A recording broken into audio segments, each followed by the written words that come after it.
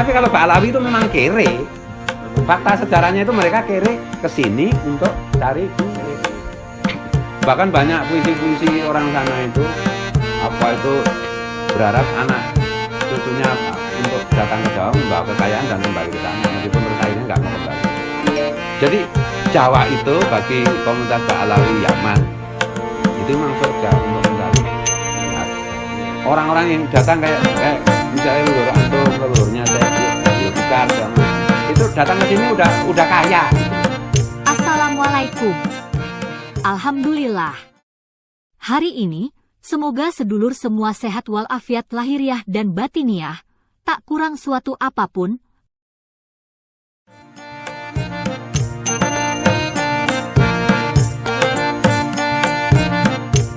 Sholawat salam senantiasa terlimpah curah kepada suri tauladan kita, junjungan kita, kekasih Allah Subhanahu wa Ta'ala, Baginda Muhammad Shallallahu Alaihi Wasallam.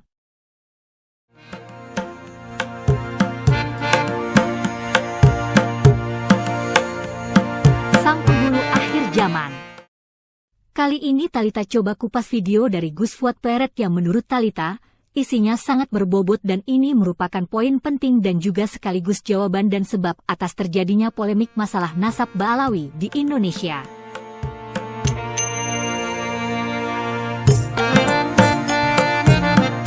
Hiruk-pikuk berita di medsos tentang Ba'alawi mau tidak mau telah menyita perhatian halayak publik seantero Indonesia, dari kalangan cerdik pandai, terpelajar maupun awan.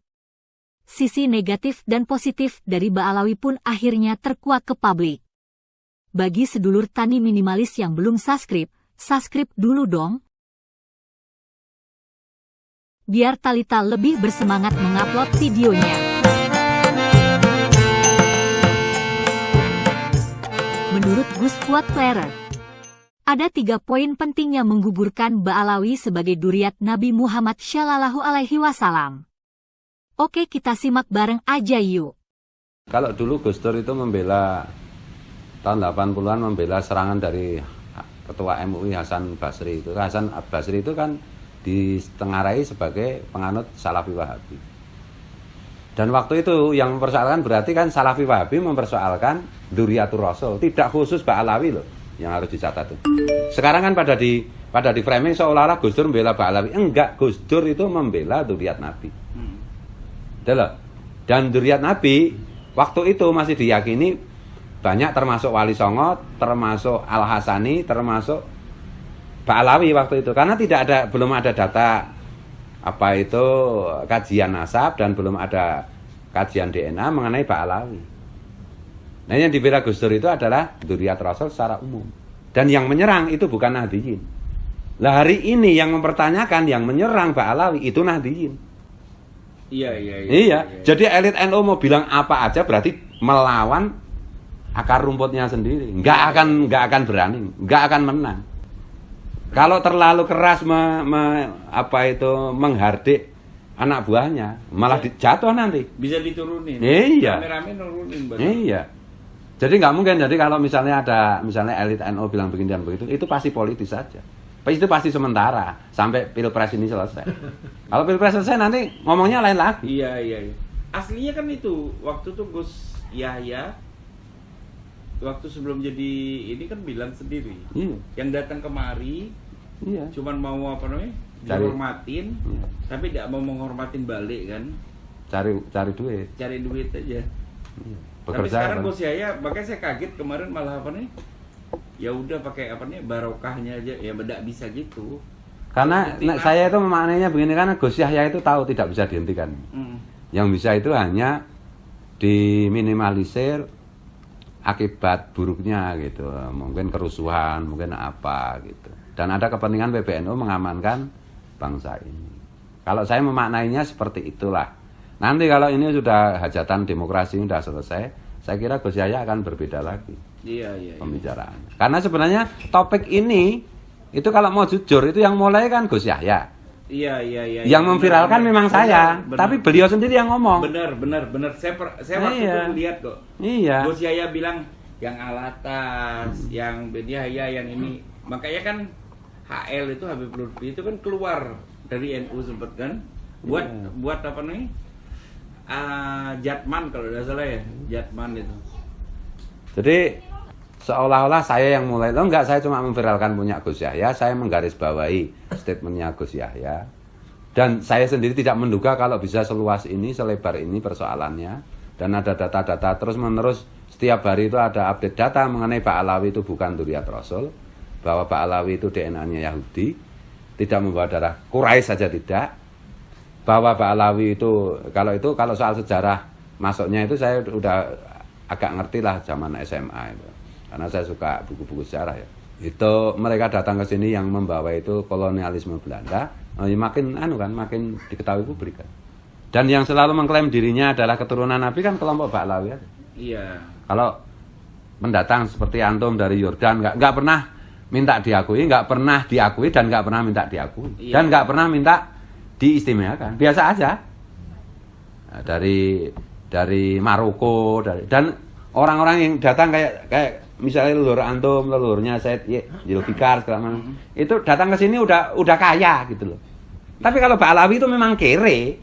Fakta sejarahnya itu mereka kere ke sini untuk cari duit. Bahkan banyak puisi-puisi orang sana itu berharap anak cucunya untuk datang ke Jawa membawa kekayaan dan kembali ke sana, meskipun terus akhirnya nggak mau kembali.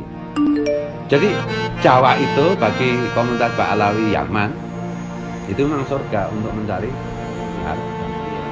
Ini jejak sejarahnya mulai dari kasidah-kasidahnya banyak sekali kok. Dibuat acara, nanti dapat duit dari acara itu, ya kan banyak. Dan sekali lagi kita itu tidak mempersoalkan mereka itu turunan siapa, mereka datang dengan bagaimana. Yang kita persoalkan itu kelakuan mereka hari ini.